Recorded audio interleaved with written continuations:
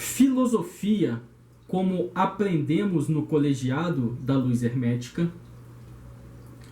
é um estilo de vida, um exercício espiritual de silêncio, mas não um silêncio das tagarelices do construto pensante.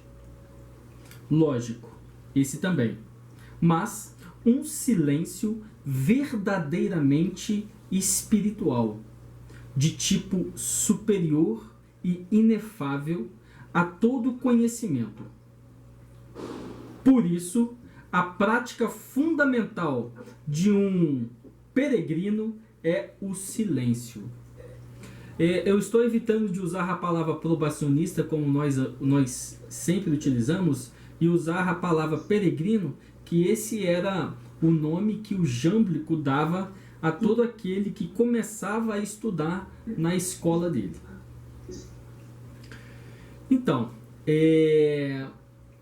dentro dessa lição, a intenção é demonstrar que não existe diferença entre a teurgia e a filosofia. São ciências irmãs. Uma complementa a outra. Se nós fôssemos comparar tanto filosofia quanto teurgia à tradição oriental, à cultura tântrica, nós poderíamos dizer que a filosofia está para o Gnana Yoga, assim como a teurgia está para o Bhakti Yoga. Então, para o Jâmblico, não existe a diferença entre o que é teurgia e o que é filosofia. Veja bem, a filosofia, como estilo de vida, ela é um exercício espiritual. Ela é um exercício de aprofundamento interior. Os filósofos pré-socráticos, nós compreendemos que eram criaturas espirituais. Porque eram criaturas que vieram preparadas para perceber a natureza e refletir sobre a natureza. Nós vamos notar que convergimos dentro de um V. V mesmo, a letra V. Quando nós iniciamos esse processo da tradição esotérica, iniciática, ocidental, nós iniciamos lá em Pitágoras e nos cultos órficos, na tradição órfica. Então, de Pitágoras e a tradição órfica, veio se desenvolvendo uma série de filósofos que convergiram até o neoplatonismo. Veio Sócrates, veio Platão e veio Aristóteles. Então, desde a tradição órfica e os pitagóricos, todos os filósofos pré-socráticos, você visualiza uma parte desse V, de cima para baixo. Ou seja, o que esses filósofos eles tentavam entender? Eles tentavam entender, refletindo sobre a natureza, sobre o ser, sobre o não ser. Eles tentavam compreender como a processão se deu do cosmos para a vida encarnada. Como o cosmos veio a existir, como os deuses vieram a existir, como a vida veio a existir. Ou seja, era uma indagação de fora para dentro. Você pensa nas reflexões desses filósofos pré-socráticos, primeiro perguntando sobre a natureza do cosmos, e eles vão refinando as indagações filosóficas deles, vão passando por Sócrates, vão passando até chegar em Platão e Aristóteles, aonde eles convergem para a alma. Ou seja, eles começaram a estudar o cosmos, eles começaram a estudar a vida, como a vida veio se manifestando, até chegar no entendimento de que o que anima a matéria é a alma.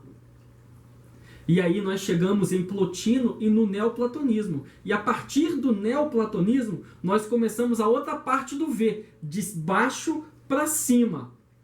Ou seja, a partir desse momento, não estamos mais interessados em saber como a alma procedeu lá dos reinos de luz e perfeição e chegou à matéria. E agora, a partir de Plotino, a partir do neoplatonismo, é saber como a alma retorna para o cosmos. Então, essa tradição, como eu já falei para vocês em aulas precedentes, é como uma pirâmide, que ela começa lá na tradição órfica, começa lá na tradição pitagórica, vem passando por todos os filósofos pré-socráticos, até chegar em Sócrates, até chegar em Platão, até chegar em Aristóteles, e depois converger em Plotino, até chegar em Jâmblico, o ápice da pirâmide.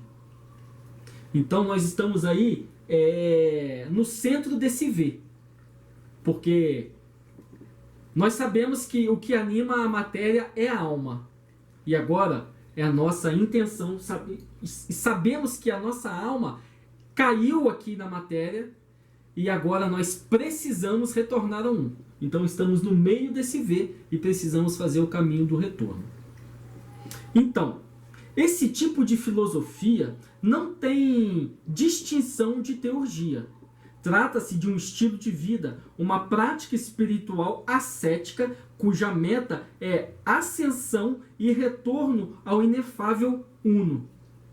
Jâmblico é o maior protagonista filosófico da teurgia. E lendo mais uma terceira nota, esse tipo de filosofia, embora pareça ter influência oriental, isso é uma coisa até interessante da gente esclarecer.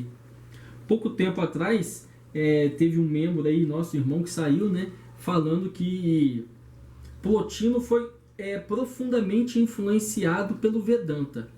Veja bem, isso é uma incongruência medonha.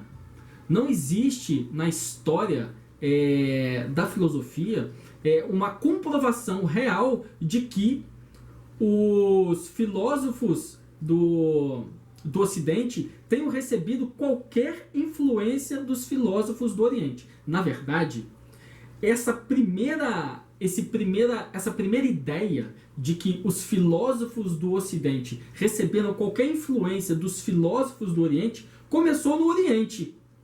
Porque foi lá nas tradições orientais que eles começaram a utilizar certa lógica, certa metodologia científica de pensamento lógico no desenvolvimento das teorias deles.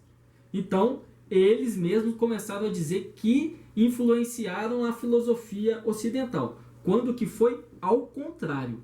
Plotino nunca botou os pés na Índia. A viagem que ele tentou fazer não deu certo e ele nunca recebeu ninguém de lá influenciando o pensamento dele. Isso é uma mentira, isso não tem fundamento histórico real nenhum. Muito bom, vamos continuar. Inclusive, o que a gente sabe nesse tipo de questionamento, nesse tipo de estudo, que a filosofia ela é um insight genial do espírito ocidental. Não existe, se você for pensar, nenhum lugar na Terra que tenha tido algo semelhante ao movimento filosófico. A lógica desenvolvida, o logoi desenvolvido na tradição filosófica. Ok? Muito bom. Então, olha só. Esse tipo de filosofia, embora pareça ter influência oriental, mas não tem. Ao contrário, trata-se da prática espiritual de origem órfica, pitagórica, platônica. Uma tradição que começou com Pitágoras e a tradição órfica e passou por Sócrates, Platão, Aristóteles, Plotino, até chegar em Jâmblico. Por que eu quis ler essas notas aqui um pouco para vocês e antes de entrar na apostila, por que eu estou falando isso? Para a gente se situar. Veja bem, eu sempre estou falando para vocês, nós nos debruçamos sobre ombros de gigantes.